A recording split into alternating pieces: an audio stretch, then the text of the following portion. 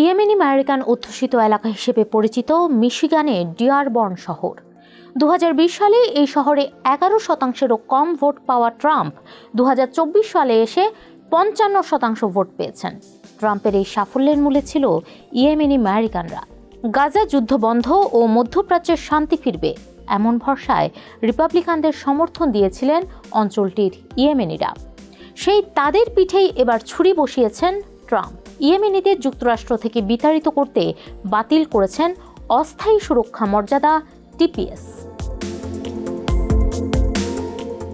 অভিবাসন ইস্যুতে শুরু থেকেই কঠোর অবস্থানে ছিল ডোনাল্ড ট্রাম্প প্রশাসন। মার্কিন হোমল্যান্ড সিকিউরিটি বিভাগ ডিএইচএস অভিবাসীদের বিতাড়িত করলেও স্বস্তিতেই ছিল ইয়েমেনিরা।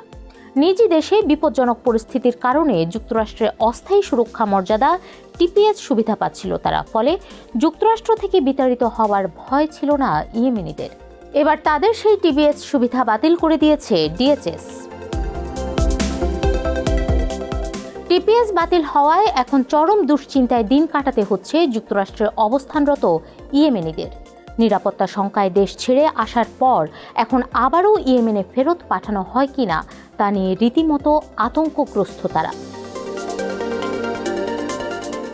মূলত 2015 সালে ইয়েমেনে গৃহযুদ্ধ তীব্র হলে টিপিএস সুবিধার আওতায় আসে ইয়েমেনিরা। এরপর কয়েক দফা এটি নবায়ন করা হয়, কিন্তু ট্রাম্প প্রশাসন এখন হঠাৎই এই সুবিধা বাতিল করে দিয়েছেন। যার কারণ হিসেবে হোমল্যান্ড সিকিউরিটি সচিব ক্রিস্টি নোয়েম বলেন, দেশের পরিস্থিতি পর্যালোচনা করে এবং সংশ্লিষ্ট মার্কিন সংস্থাগুলোর সঙ্গে আলোচনা করে আমি সিদ্ধান্ত নিয়েছি ইয়েমেন আর টিপিএস এর আইনি শর্ত পূরণ করছে না। ইয়েমেনের টিপিএস সুবিধাভোগীদের যুক্তরাষ্ট্রে থাকতে দেওয়া আমাদের জাতীয় স্বার্থের পরিপন্থী।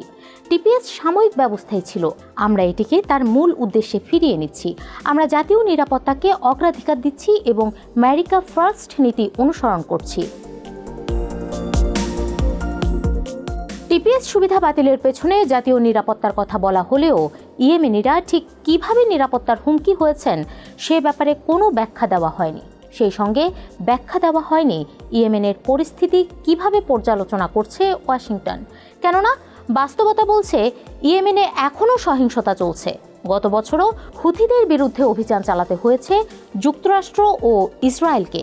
এছাড়াও ইয়েমেনে ৪৫ লাখের বেশি মানুষ বাস্তুচ্যুত এবং প্রায় ১,৮২,০০,০০০ মানুষের মানবিক সহায়তা প্রয়োজন, যেসব আমলে নিলে টিপিএস সুবিধা পাওয়ার কথা ইয়েমেনিদের।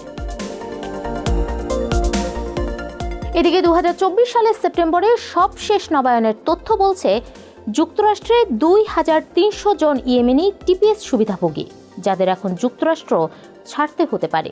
বিষয়টিকে খুবই দুর্ভাগ্যজনক বলে অভিহিত করেছেন মুসলিম অধ্যুষিত শহর হ্যামট্রাম্পকের সাবেক মেয়র আমির খালিদ। তিনি বলেন, আমি হোয়াইট হাউসের উচ্চপদস্থ কর্মকর্তাদের সঙ্গে কথা বলেছি এবং পরিস্থিতি ব্যাখ্যা করেছি, কিন্তু তারা বিষয়টি গুরুত্ব দেয়নি। ট্রাম্প প্রশাসনের এমন সিদ্ধান্তে হতাশ ডিয়ারবর্নের ইয়েমেনি আমেরিকানরা।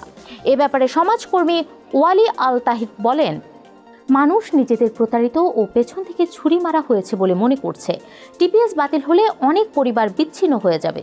ভেবেছিলাম ইয়েমেন ও ইয়েমেনি সম্প্রদায়ের প্রতি ভিন্ন নীতি আসবে, কিন্তু আমরা তার সম্পূর্ণ উল্টো দেখছি।